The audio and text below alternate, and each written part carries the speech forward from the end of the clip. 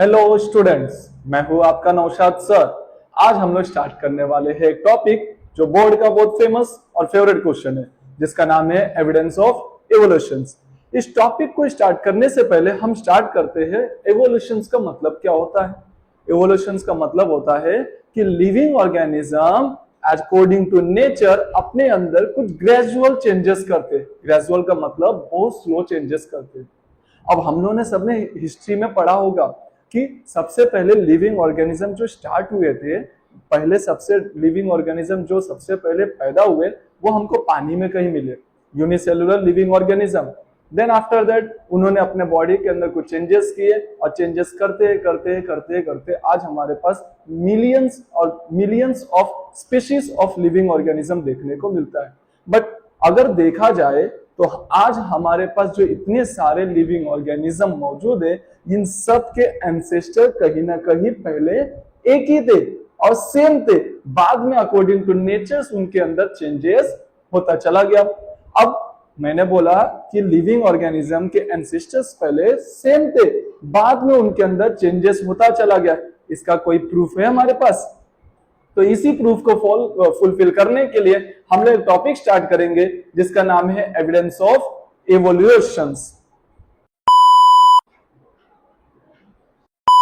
हम अपना टॉपिक जिसका नाम है एविडेंस ऑफ इवोल्यूशन। हमारे पास टोटल 6 एविडेंस ऑफ इवोल्यूशन है, जिसके अंदर पहला है हमारे पास मॉर्फोलॉजिकल एविडेंस। मॉर्फोलॉजिकल एविडेंस के अंदर क्या बताता है?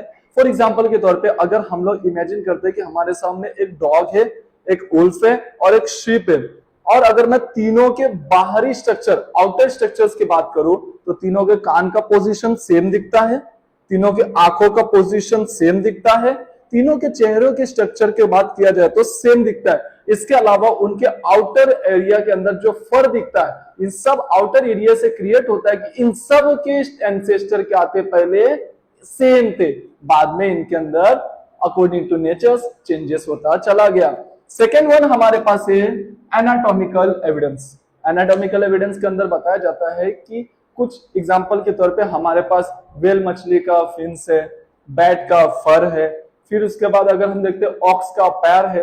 इन सब का स्ट्रक्चर देखते, सबका स्ट्रक्चर अलग है, सबका काम करने का पैटर्न अलग है, सबका बॉडी का स्ट्रक्चर भी अलग है। तो स्टूडेंट इसमें क्या सिमिलरिटी दिखती है? इसमें सिमिलरिटी दिखती है इनके बॉडी के इनर हड्डियों के, बोन्स के जो जॉइंट्स का पैटर्न होता है, ये तीनों का क्या है, सेम है। तो ये एनाटॉमिकल एविडेंस बताता है कि इनके बोन्स के स्ट्रक्चर और बोन के जॉइंट का पैटर्न क्या होता है, सेम होता है। इसका मतलब इन सब के एंसेस्टर क्या थे, पहले एक ही कोई था, बाद में इनके अंदर चेंजेस होता चला गया। नेक्स्ट वाला हमारे पास वेस्टिगल ऑर्गन्स। ये डेफिनेशन याद करके रखना सब स्टूडेंट्स, बहुत इंपॉर्टेंट है। ये आता भी है बोर्ड एग्जाम के अंदर कि ये 2 मार्क्स के लिए या 3 मार्क्स के लिए पूछ सकता है कि डिफाइन वेस्टिगल ऑर्गन्स और एग्जांपल। तो सबसे पहले हम लोग वेस्टिगल ऑर्गन्स के बारे में पढ़ते हैं। आपको टेक्स्ट बुक के अंदर पहले लाइन पे डेफिनेशन मिल जाएगा कि degenerated और underdeveloped useless organs are present in the body are called vestigial organs। अब इसको हिंदी मतलब समझाया जाए तो इसका मतलब क्या होता है कि हमारे अंदर कुछ ऐसे ऑर्गन्स होते जो पूरी तरीके से डेवलप नहीं हो पाए, या तो वो हमारे बॉडी के अंदर है लेकिन काम के नहीं है। क्यों काम के नहीं है? क्योंकि अब हमारा नेचर चेंज हो रहा है, तो उसके लिविंग ऑर्गेनिज्म भी अपने आप को वैसा चेंज करते रहते हैं। तो जरूरी नहीं है स्टूडेंट कि जो ऑर्गन्स हमारे बॉडी के अंदर है वो हमारे लिए काम का नहीं है तो किसी और के लिए नहीं है। वो बॉडी पार्ट हो सकता है कि दूसरे लिविंग ऑर्गेनिज्म के लिए काम का हो। अब जैसे एग्जांपल के तौर पे दिया जाए कि ये जो ईयर पिन्ना दिख रहा है, ये आउटर ईयर, ये हमारे लिए काम का नहीं है, बट मंकी के लिए बहुत काम का होता है क्योंकि उसको कान का मूवमेंट करना पड़ता है। इसके अलावा हमारे पास जो लार्ज इंटेस्टाइन के पार्ट जो पार्ट होता है अपेंडिक्स, इस अपेंडिक्स हमारे काम का नहीं है। बट बात किया जाए कुछ रेनेट एनिमल्स लाइक जो जुगाली उगाली करने वाले एनिमल्स होते हैं, उनके लिए वो काम का होता है। इसके अलावा और भी हमारे पास वेस्टिगल ऑर्गन्स होते हैं। अभी मैंने क्या बताया, ईयर पिन्ना, दूसरा क्या बताया, अपेंडिक्स, तीसरा होता है हमारे पास टेल बोन। इसके अलावा हमारे पास और एक होता है जो होता है हमारा ये विजडम टीथ।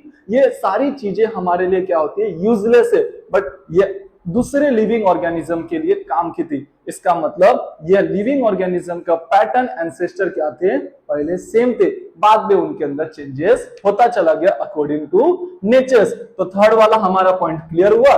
चौथा है हमारे पास पैलेंटोलॉजिकल एविडेंस। अब बात करते हैं पैलेंटोलॉजिकल मतलब क्या होता है, कि जैसे आप लोगों ने सुना होगा कि ये एरिया के अंदर ये जगह पे हमको इतना साल पुराना या इतना लाख साल पुराना फॉसिल्स मिला। अब ये फॉसिल्स मिलता कैसे है, जब जमीन के नीचे वो जब अर्थक्वेक आ गया, सुनामी आ गया, फ्लड आ गया, तो कुछ फॉसिल्स क्या होते हैं जमीन के नीचे दब जाते हैं और उसके ऊपर मिट्टी बाय मिट्टी बाय मिट्टी, लेयर बाय लेयर जाता रहता है और वो नेचर के और जमीन के अंदर चला जाता है। तो वहां पे वो प्रिजर्व हो जाते हैं और प्रिजर्व होने के बाद फिर वो फॉसिल्स जो हमको मिलता है दैट इज फॉसिल। उस फॉसिल को हमको कैसे पता चलता है कि ये इतना साल पुराना है, तो हमारे पास एक मेथड होता है जिसके अंदर बोला जाता है कार्बन डेटिंग मेथड। इस कार्बन डेटिंग मेथड के थ्रू हमको पता चलता है रेशो के अकॉर्डिंग कि कोई लिविंग ऑर्गेनिज्म का ये जो फॉसिल मिला ये कितना साल पुराना मिला है। तो हम जब ये कार्बन डेटिंग मेथड करते हैं तो हमने एक चीज रियलाइज किया कि जितना जमीन के नीचे जा रहे उतने साल पुराने लिविंग ऑर्गेनिज्म के फॉसिल्स मिलते जा रहे हैं। और पहले हम सब क्या थे, इनवर्टिब्रेट, बाद में धीरे धीरे धीरे धीरे हमारे अंदर चेंज हुआ और हम लोग वर्टिब्रेट के फॉर्म में कन्वर्ट होते चले गए। तो ये पैलेंटोलॉजिकल। लास्ट वाला है हमारे पास, सेकंड लास्ट में हमारे पास कनेक्टिंग लिंक्स। कनेक्टिंग लिंक्स का मतलब क्या होता है कि कनेक्शन। अब कनेक्शन किस चीज का, दो या दो से ज्यादा स्पीशीज के कैरेक्टर सिमिलर किसी एक के अंदर दिखते हैं, या दो से ज्यादा स्पीशीज के जो कैरेक्टर है वो हम लोगों के एक ही लिविंग ऑर्गेनिज्म को देखने को मिल रहे। अब जैसे एक एग्जांपल के तौर पे ले लेते हैं कि प्लेटिपस, ये प्लेटिपस नाम का जो लिविंग ऑर्गेनिज्म होता है इसका कैरेक्टर होता है कि ये अंडे देता है। और ये लिविंग ऑर्गेनिज्म जो चलने वाला जमीन पे हो, और अंडे कौन देता है, रेप्टाइल्स। बट प्लेटिपस के पास एक और खासियत होती है कि वो अपने बच्चों को दूध भी पिलाता है। अब बच्चों को दूध कौन पिलाता है, जो मैमल्स होते हैं जिनके पास मैमेलरी ग्लैंड्स मौजूद होता है।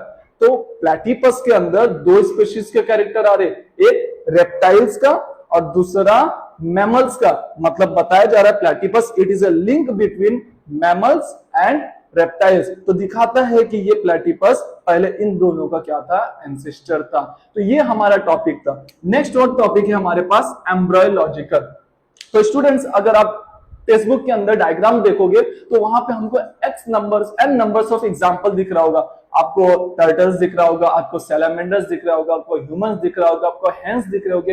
ऐसे बहुत सारे एविडेंस देखने को मिल रहे होंगे आपको। बहुत सारे लिविंग ऑर्गेनिज्म का एम्ब्रियो स्टेज, एम्ब्रियो मतलब जो वो बच्चा अंडे के फॉर्म में है, या तो अंडे के अंदर है, या तो माँ के पेट के अंदर है। तो उस समय उन सब के बॉडी के सिमिलर स्टार्टिंग का जब इनिशियल स्टेज देखते हैं तो इनिशियल स्टेट के अंदर हमको पता चलता है कि इन सब का शेप क्या है, सेम है।